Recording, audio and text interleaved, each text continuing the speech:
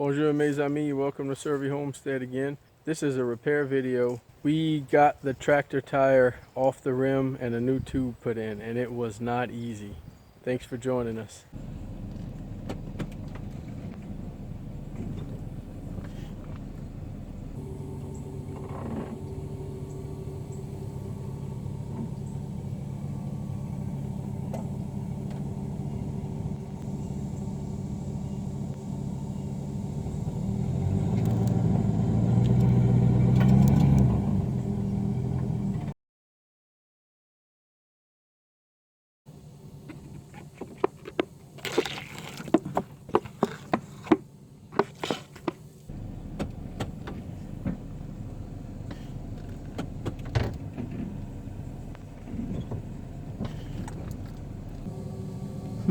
Still didn't break.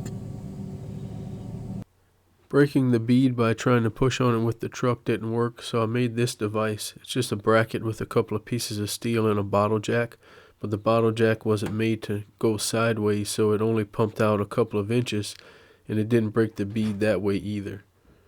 So this big old 36-inch tire had to come off the tire and the hub.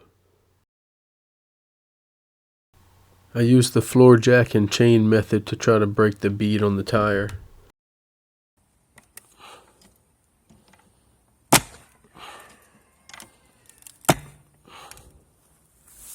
This does not seem safe.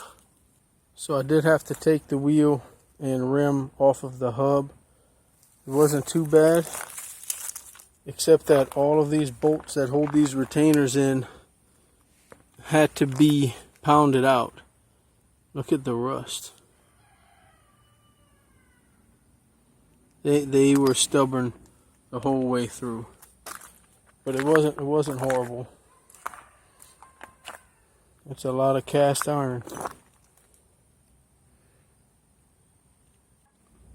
This thing is just stupid stuck on. Golly. I'll try in a few different spots. I saw a guy in one video said he had to do that.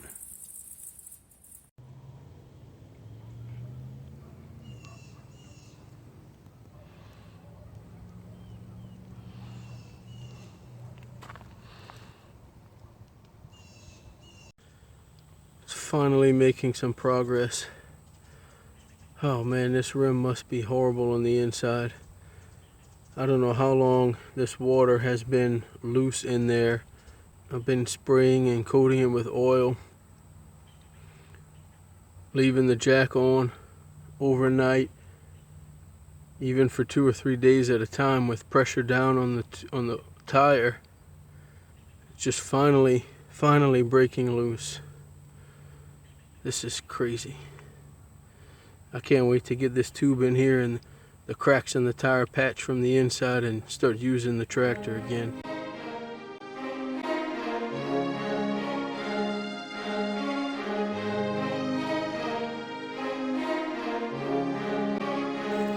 Progress and success and all those good things. Finally. It's pretty rusty in there. I can see chips coming out. Man, it's not good. That's the worst, but a lot of small things are coming out. Shucks. But I'm using these two tools. One's a crowbar and one is the pry tool that comes with the Harbor Freight tire removal stand. And I'm just using one to open it, the other one to stab and push.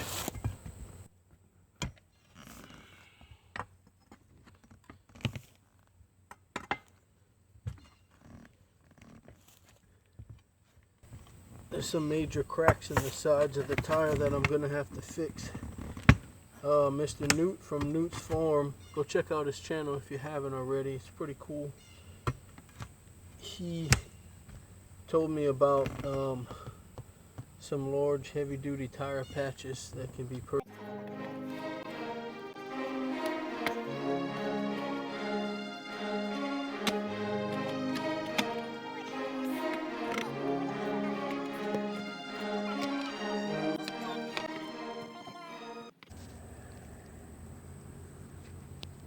That water has been free for a long time. Man, I don't know how long ago that tube must have popped. How did a spider get in there? How did you get in there?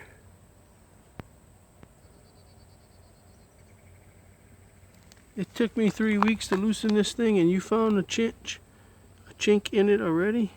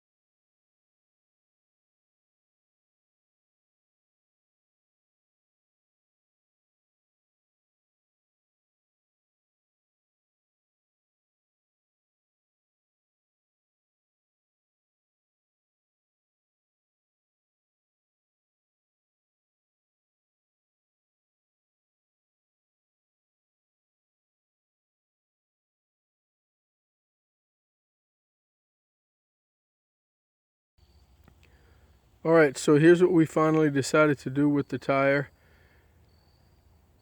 We did get the tube in. Yay! But it was difficult. The boys helped me a lot. So we cut the old tube out, but we left the inner layer in there as a protection against the rust. My first plan was to take the tire off completely and buff and clean and paint the inside of the rim. But I'm going to need a new tire in the next year or two anyway. So there's no point in me doing all of that now. And this way it was a faster repair and I can get closer to cutting some grass.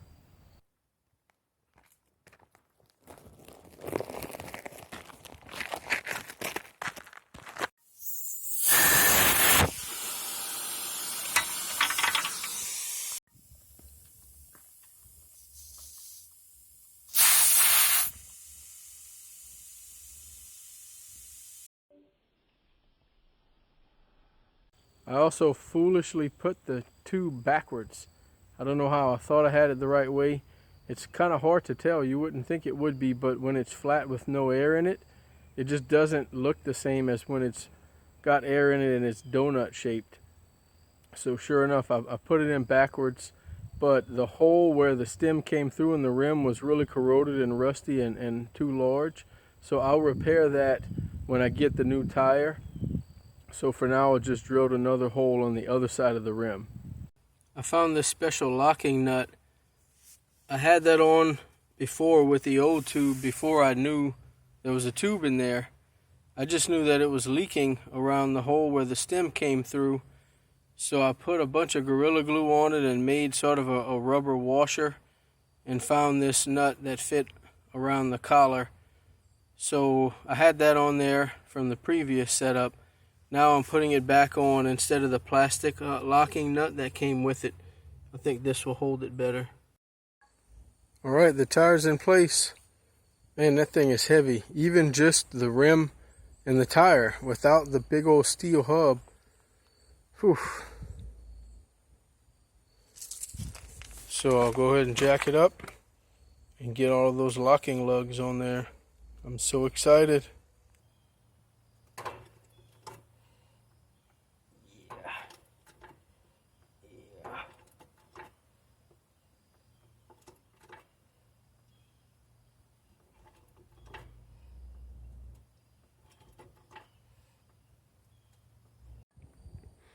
Alright, it took a little bit of doing to get it lined up and to get four of the locks on there. But I think I got it now. I just had to lift and lower at different times in different positions until I got it on there. So now I'll go ahead and put the others and tighten them all up.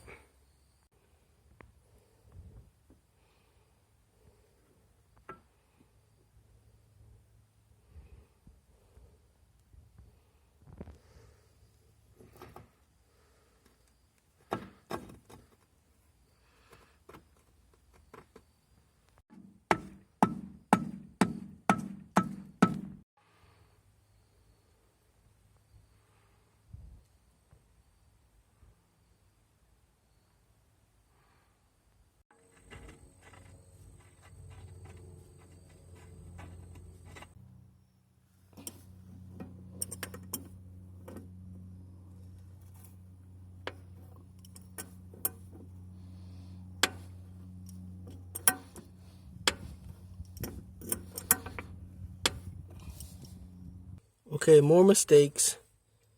So I forgot that because I flipped the rim inside out, these are the old marks. I don't know what marks I was seeing over here, but there were some. And I got lined up close with them, but I realized that this lock has to go over these anti-spin humps. It straddles them, it doesn't go next to them. So I don't know what those old marks are that I was looking at. You see, like this and this. I don't know what those are for. So I have to take it off and try again. And also I know that, oh, and these are not quite seating all the way. Maybe that's part of the problem. But this should be all the way up against this as far as I know. I'll go look at the other side to make sure, but I think... Yeah, let's go look at the other side.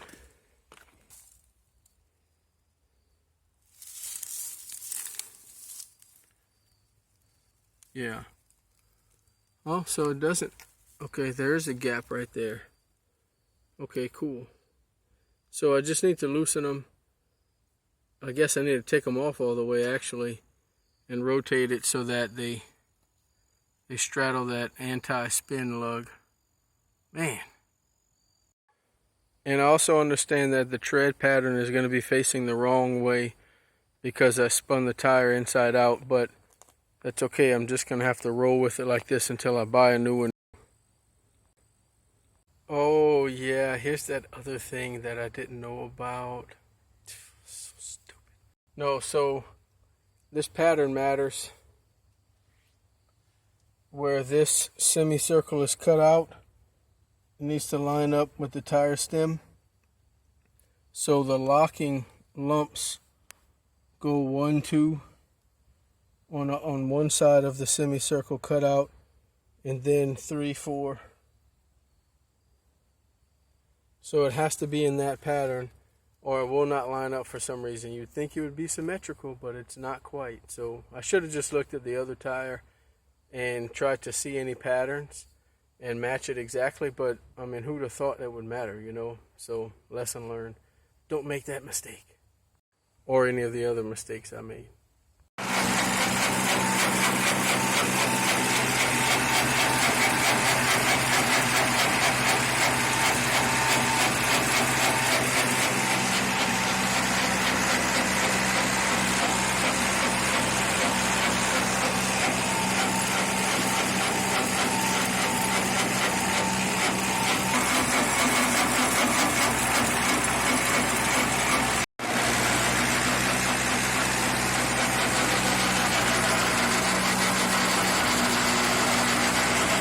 Well, I just drove it around for about 20 minutes. Everything seems to be all right. Cut some grass. Woo!